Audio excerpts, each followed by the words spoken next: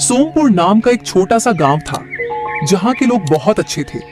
उस गांव में हर समय चहल पहल लगी रहती थी। पूरे गांव में केवल एक ही चाय की टपरी थी, जहां कालू नाम का एक व्यक्ति कड़क मसालेदार चाय और गर्मा गर्म समोसे बनाकर बेचा करता था, जिसकी टपरी पर हर समय लोगों की भारी भीड़ लगी रहती थी। अरे कालू भाई, आज भी तुम्हारे हाथ की कड़क चाय और ये खस्ता समोसे खाकर मजा आ गया। आखिर ऐसा क्या डालते हो इसके मसालों में जो ये इतनी लाजवाब बनती है? जरा मुझे भी तो बताओ, ताकि मैं अपनी बीवी से कहकर ऐसी चाय और समोसे घर पर भी बनवाया करूं। अरे भाई, अगर मैं सबको बताने लग गया कि मैं यह चाय का मसाला कैसे बनाता हूँ, तो मेरी टपरी तो ठप पड़ जाएगी ना। सबको बताने को कौन कह रहा है? तुम तो केवल मुझे बता दो, मैं और किसी को नहीं बताऊंगा। अरे नहीं नहीं ना, मैं तुम्हें बताऊंगा और ना ही किसी और को। और अगर तुम्हें मेरे हाथ की चाय और समोसे इतने ही पसंद हैं, तो तुम मेरी टपरी पर आकर खा सकते हो। मैं कहीं भागा नहीं जा रहा हूँ। और तुम्हारा क्या भरोसा, कहीं तुम मेरी टपरी के सामने ही अपनी चाय की टपरी खोल लो तो। चलो कोई नहीं, मत बताओ, लेकिन मेरे लिए 4 समोसे और थोड़ी चटनी पैक जरूर कर दो। हाँ, ये कही ना तुमने काम की बात। 2 मिनट रुको, अभी पैक करके देता हूँ। कालू के चाय समोसे पूरे गांव में बहुत फेमस हो चुके थे, जिस वजह से कालू काफी अच्छी कमाई करता था। पर कालू भीतर से बहुत ज्यादा लालची था, जिस वजह से वह नए नए तरीके आजमा रहा था, जिससे वह अपने समोसों को और ज्यादा स्वादिष्ट बना सके, जिससे उसकी टपरी पर काफी ग्राहक आ सके। और एक बार की बात है, जब आसमान में काले बादल छाए हुए थे और कालू अपनी टपरी पर चाय बेच रहा था, तभी उसके ठीक सामने एक नई चाय और समोसे की टपरी खुलने लगती है। उस टपरी को देखकर कालू काफी ज्यादा परेशान हो जाता है और अपने आप से कहता है, अरे ये क्या, मेरे सामने कोई चाय समोसे की टपरी खोल रहा है? ऐसे कैसे? मेरे होते हुए यह नहीं हो सकता। अभी बताता हूँ इसको। ये कहकर वो उसके पास जाता है और उससे कहता है, ये तुम क्या कर रहे हो? तुम यहाँ पर टपरी नहीं खोल सकते हो। क्या तुम्हें पता नहीं है, तुम्हारी ठीक सामने मेरी चाय समोसे की पुरानी टपरी है और अब तुम भी एक चाय समोसे की ही टपरी खोल रहे हो। हाँ, मुझे पता है। वैसे भी यह मेरी टपरी है और यहाँ मैं कुछ भी बनाऊं, कुछ भी बेचूं, तुम्हें क्या? ऐसे कैसे? मैं तुम्हें अपने सामने टपरी नहीं खोलने दूंगा, चाहे कुछ भी हो जाए। तुम होते कौन हो मुझे रोकने वाले? और वैसे भी तुम्हें बताया तो ये जगह मेरी है, तो चाहे मैं अपनी टपरी में कुछ भी करूं, तुम्हें क्या? मुझे इससे कोई मतलब नहीं है कि तुम कुछ भी बनाकर बेचो, पर तुम चाय और समोसे मत बनाकर बेचो। मैं तो चाय और समोसे ही बनाकर बेचूंगा। तुम मुझे रोक सको तो रोक कर दिखा देना। वैसे भी इतने बड़े गांव में तुम्हारी एक ही टपरी है। यदि मैं टपरी खोलूंगा तो इसमें तुम्हारा क्या घाटा है? तुम्हारे ग्राहक तो तुम्हारे पास ही आएंगे ना। ये कैसी बातें कर रहे हो तुम? तुम्हारा दिमाग तो ठीक है ना? और इस तरह उन दोनों में बहुत लड़ाई होने लगती है और बात गांव के मुखिया तक पहुंच जाती है। तभी मुखिया कहता है, क्या हुआ कालू, तुम इस तरह रास्ते पर लड़ाई क्यों कर रहे हो? मुखिया जी, आपको तो पता है कि मेरी टपरी इस गांव में काफी पुरानी हो चुकी है, तो यह मेरी टपरी के सामने चाय समोसे की टपरी कैसे खोल सकता है? इससे तो मेरी टपरी के धंधे पर असर पड़ेगा। अरे कालू, कुछ भी नहीं होगा। और वैसे भी इस गांव में केवल तुम्हारा अकेले का चाय समोसे का धंधा है। अगर वह भी टपरी खोल लेगा तो उसकी भी थोड़ी कमाई हो जाएगी। और वह तो स्वाद के ऊपर होता है कि किसका स्वाद कितना अच्छा है। अगर तुम्हारी चाय अच्छी होगी तो तुम अच्छा कमाओगे, और यदि राघव की चाय समोसे अच्छे होंगे तो यह कमाएगा। आप बिल्कुल ठीक कह रहे हो मुखिया जी। मैंने भी इसे यही बात समझाने की बहुत कोशिश की, लेकिन ये समझ ही नहीं रहा। ये सुनकर कालू चुप रह जाता है और इसके बाद वह वहां से बड़बड़ाता हुआ चला जाता है और वह आदमी अपनी टपरी खोल लेता है। उस सीधे साधे आदमी का नाम राघव था। वहीं कालू काफी ज्यादा परेशान होता है। वो अपनी टपरी पर आकर अपने आप से कहता है, अगर जल्द से जल्द इस राघव का कुछ नहीं किया तो यह मेरे सारे ग्राहक अपनी तरफ कर लेगा और मैं यहाँ अपनी टपरी पर मक्खियां मारता फिरूंगा। मैं इसकी टपरी किसी भी कीमत पर नहीं चलने दूंगा, फिर चाहे इसके लिए मुझे कुछ भी क्यों ना करना पड़े। अब कालू फैसला करता है कि वह अपनी चाय और समोसे के दाम बहुत गिरा देगा, चाहे इसके लिए उसे थोड़ा घाटा ही क्यों ना उठाना पड़े। जिसके बाद उसने ग्राहकों को आकर्षित करने के लिए चाय और 2 समोसे के दाम को 40 रुपये से घटाकर सीधे 20 रुपये कर दिया, जिसके बाद उसकी टपरी पर बहुत भारी भीड़ हो गई। ये देखकर कालू मन ही मन बहुत खुश हुआ। वहीं राघव यह सब देखकर काफी ज्यादा परेशान था, क्योंकि दाम बेहद कम होने के कारण सभी लोग चाय समोसे खाने के लिए कालू की टपरी पर दौड़कर जा रहे थे। ये कालू ने तो चाय और समोसे का दाम बिल्कुल आधा कर दिया है। अगर ऐसा ही चलता रहा तो मेरी टपरी पर कोई भी नहीं आएगा। मुझे जल्दी ही कुछ करना होगा, नहीं तो मेरा यह काम शुरू होने से पहले ही खत्म हो जाएगा। जिसके बाद राघव ने भी अपना चाय और समोसे का दाम आधा कर दिया, जिससे सभी लोग फिर से उसकी टपरी पर भी जाने लगे। ये देखकर कालू को काफी गुस्सा आया और उसने अपने आप से कहा, ये क्या, इस राघव ने भी अपने चाय समोसे के दाम आधे कर दिए। अब मुझे कोई दूसरा तरीका अपनाना पड़ेगा। मैं अपने सामने किसी को नहीं टिकने दूंगा। ये कहकर कालू अपने समोसों के आलू और तेल में मिलावट करना शुरू कर देता है, क्योंकि यह सब करके उसे सस्ते में घटिया सामान पड़ रहा था, जिससे उसका मुनाफा बना रहे। वहीं दूसरी तरफ राघव अपनी पूरी ईमानदारी के साथ साफ सुथरे ढंग से काम कर रहा था और अब कालू ने चाय समोसे का दाम 15 रुपये कर दिया। जिसके बाद सभी लोग राघव की टपरी को छोड़कर कालू की टपरी पर जाने लगे। तभी एक ग्राहक बोला, अरे वाह कालू भाई, तुमने तो इस बारिश के मौसम में दाम कम करके हम गरीबों के मजे करा दिए। अरे हाँ हाँ भाई 15, क्या तुम लोगों के लिए मैं इस चाय और समोसे के दाम 10 रुपए भी कर दूंगा। बस तुम लोग मेरी ही टपरी पर आओ खाने। अरे क्यों नहीं, हम तो बस तुम्हारी टपरी पर ही आएंगे। वैसे भी तुम्हारी टपरी के अलावा यहाँ पर कोई इतनी कड़क चाय नहीं बनाता है, और तुम्हारी टपरी वैसे भी इस गांव में बहुत पुरानी है।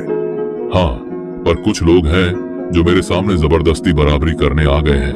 अरे तुम वहाँ पर ध्यान ही मत दो और अपने काम से काम रखो, क्योंकि तुम अगर इस दाम पर इतने स्वादिष्ट समोसे दोगे तो कोई दूसरी जगह क्यों ही जाएगा। जिसके बाद वो आदमी वहां से चला गया। कुछ देर बाद झमाझम बारिश होने लगी। तभी एक बूढ़ा व्यक्ति उसकी टपरी पर आया और कांपते हुए कहने लगा, बेटा, एक प्लेट समोसा और एक कप चाय कितने की है? 15 रुपए की है। बताओ कितनी प्लेट लगाऊं? मेरे पास तो केवल 5 रुपए हैं, पर मैंने सुबह से कुछ नहीं खाया है और ठंड भी बहुत लग रही है। इतने में कुछ खाने को हो तो दे दो। ये बात सुनकर कालू गुस्से में आगबूला होकर बोला, यहाँ मैंने कोई भंडारा नहीं लगा रखा है। वैसे ही मैंने अपनी चाय और समोसे का दाम आधा कर रखा है, और अब तुम चाहते हो मैं 5 रुपए में सब दे दूं? नहीं मिलेगा यहाँ 5 रुपए में कुछ। जब जेब में पूरे 15 रुपए हो तब आ जाना। अब जाओ यहाँ से, रास्ता मत रोको। ये सारी बातें दूर खड़ा राघव सुन लेता है और उस बूढ़े आदमी को आदर से अपनी टपरी पर बुलाता है और चाय समोसे की गर्म प्लेट देते हुए कहता है, ये लीजिए काका, आप इस बारिश में आराम से बैठकर खाइए। लेकिन बेटा, मेरे पास इतने पैसे नहीं हैं कि मैं यह सब खरीद कर खा सकूं। अरे काका, मैंने आपसे पैसे मांगे क्या? नहीं ना, आप बस पेट भरकर खाइए, पैसों की चिंता बिल्कुल मत कीजिए। जिसके बाद वो बूढ़ा आदमी पेट भरकर गरम गरम समोसे खाता है और चाय पीकर कहता है, शुक्रिया बेटा, तुमने आज इस बारिश में एक भूखे का पेट भरा है और मुझे सहारा दिया है। मेरा आशीर्वाद है, जब भी कोई तुम्हारे साथ कुछ बुरा करने की कोशिश करेगा तो बाद में उसके खुद के साथ भी अच्छा नहीं होगा। ये कहकर वो बूढ़ा आदमी वहां से चला जाता है। धीरे धीरे समय गुजर रहा था। वहीं अपने लालच के चक्कर में और घटिया माल बेचने के कारण कालू को नुकसान पर नुकसान हो रहा था, लेकिन वो बस राघव को नीचा दिखाना चाहता था, जिस वजह से कालू हर हथकंडे आजमा रहा था। और एक दिन की बात है, उसने अपने आप से कहा, अगर ऐसा ही चलता रहा तो इसका धंधा तो चलेगा ही, साथ ही साथ मेरा ढाबा जैसी टपरी भी बंद हो जाएगी। क्यों ना मैं इस राघव की टपरी को रात में चुपके से टुड़वा दूं, जिससे उसका सब सामान टूट जाएगा और वो यहाँ से दुकान समेटकर भाग जाएगा। नहीं नहीं, मुझे कुछ तो करना ही होगा। ये कहकर वो रात को अपने घर चला जाता है और अगली सुबह जैसे ही तेज बारिश में राघव अपनी टपरी पर पहुंचता है तो तेज तेज चिल्लाने लगता है, अरे मेरी टपरी को किसी ने रात में तोड़ दिया, सारा बर्तन और सामान भी नहीं छोड़ा। अब मैं क्या करूं? पूरा गांव वहां पर इकट्ठा हो जाता है और सभी लोग राघव की टूटी हुई टपरी को देखने लगते हैं, लेकिन किसी को समझ नहीं आ रहा था कि इस भयंकर बारिश वाली रात में यह सब किसने किया। तभी राघव वहां खड़े कालू की ओर देखकर रोता हुआ बोलता है, जरूर ये सब इस कालू का किया कराया होगा। मुझे पता है कि यही मुझसे और मेरी नई टपरी से चलता था। भला मैं ऐसा क्यों करूंगा? मुझे तुझसे क्या जलन थी? हाँ, तूने भले ही मेरे सामने अपनी टपरी खोली हो, पर इसका मतलब यह नहीं कि मैं तेरी टपरी को आकर तोड़ दूंगा। मेरी भी एक टपरी है और मैं जानता हूँ कि एक गरीब को उसकी दुकान कितनी प्यारी होती है। हाँ भाई, कालू एकदम ठीक कह रहा है। कालू को यहाँ चाय बेचते हुए बहुत समय हो गया है। कालू ऐसा औंचा काम कभी नहीं कर सकता है। जरूर तुम्हारी टपरी को किसी और ने दुश्मनी में तोड़ा है। पता नहीं, पर मैं तो पूरी तरह बर्बाद हो गया, लुट गया मैं तो। अब मैं क्या करूं? मुझे तो कुछ समझ ही नहीं आ रहा। यह कहकर राघव काफी ज्यादा दुखी हो जाता है और रोते हुए वहां से चला जाता है। समय तेजी से गुजर रहा था। कालू बहुत खुश था क्योंकि राघव ने अपनी टपरी आना बंद जो कर दिया था, और अब कालू ने फिर से अपनी चाय और समोसे के दाम बहुत बढ़ा दिए थे। उसने फिर से अपनी प्लेट 40 रुपये की कर दी थी और लोग इस बारिश के मौसम में मजबूरी में उसी से चाय समोसे खाने के लिए आया करते। एक दिन मुखिया जी खुद चाय पीने के लिए उसकी टपरी पर आए और उन्होंने कालू से कहा, ये क्या बात हुई कालू? जैसे ही राघव ने अपनी टपरी बंद की, तुमने तो अपने चाय और समोसे के दाम आसमान पर पहुंचा दिए। ये तो बिल्कुल भी सही बात नहीं है। अरे मुखिया जी, अब आपको तो पता ही है कि बाजार में तेल, आलू और चाय पत्ती कितनी महंगी होती जा रही है, और फिर इसे बढ़िया बनाने में कितना ज्यादा समय लग जाता है। मैं नहीं चाहता कि मैं लोगों को खराब चाय समोसे खिलाऊं, इसलिए थोड़े दाम बढ़ा दिए ताकि स्वाद में कोई कमी ना हो। ठीक है, भले ही तुम दाम थोड़े बढ़ा देना, मगर टपरी पर कोई मिलावटी चीज मत बेचना। अरे चिंता मत कीजिए मुखिया जी, वैसे भी आप हमारे सबसे पुराने ग्राहक हैं। आपको क्यों ही झूठ बोलूंगा? मुझे अपना धंधा चलाना है कि नहीं। बात तो तुम ठीक कह रहे हो। चलो, अब एक प्लेट समोसा लगा दो और 2 प्लेट घर के लिए पैक भी कर देना। इसके बाद कालू वहां से समोसे तलने में व्यस्त हो गया। धीरे धीरे समय गुजर रहा था। एक दिन की बात है, मुखिया ने कालू को अपने घर पर बुलाया। कालू जब वहां पहुंचा तो उसने देखा कि राघव वहां पहले से ही मौजूद था। मुखिया काफी गुस्से में लग रहा था और उसने कालू से कड़क आवाज में कहा, क्यों कालू, ये क्या सुन रहा हूँ मैं? तुम समोसों में मिलावटी और सड़ा हुआ सामान बेच रहे हो और तुमने ही रात के अंधेरे में राघव की टपरी को तोड़वाया था। नहीं मुखिया जी, ये राघव सरासर झूठ बोल रहा है। मैंने कुछ भी नहीं किया। मैं भला ऐसा क्यों ही करूंगा? अच्छा मुखिया जी, इससे जरा ये पूछिए कि इसे यह बात कैसे पता चली कि मैंने आपको यह बात बताई है। ये बात सुनकर मुखिया भी हैरान हो गया और उसने कालू से कहा, हाँ कालू, मैंने तो तुम्हें अभी तक यह बताया ही नहीं कि तुम पर राघव ने कोई आरोप लगाया है। तुमने अपने आप उसका नाम क्यों ले लिया? जब यह यहाँ पर खड़ा है तो इसी ने आपसे शिकायत की होगी ना, और कौन कहेगा? नहीं, मुझसे यह बात राघव ने नहीं, बल्कि गांव के मदन ने आकर कही थी, क्योंकि उसका कहना है कि तुमने ही राघव की टपरी को नष्ट करने के लिए उसे पैसे दिए थे। यह सुनकर कालू काफी घबरा जाता है और उसके पसीने छूटने लगते हैं। उसे नहीं पता था कि उसकी सच्चाई इस तरह से सबके सामने आ जाएगी। और तभी मदन सबके सामने आता है और वो सबके सामने कबूलता है कि राघव की दुकान तोड़ने के लिए कालू ने ही उसे लालच दिया था और वो ऊपर से ही अच्छा बनता है, अंदर से बहुत लालची है। ये सुनकर राघव ने मुखिया से कहा, मुखिया जी, मैंने तो उस दिन भी कहा था कि मेरी टपरी तोड़ने में इसी कालू का हाथ है, पर आपने मेरी बात का विश्वास ही नहीं किया।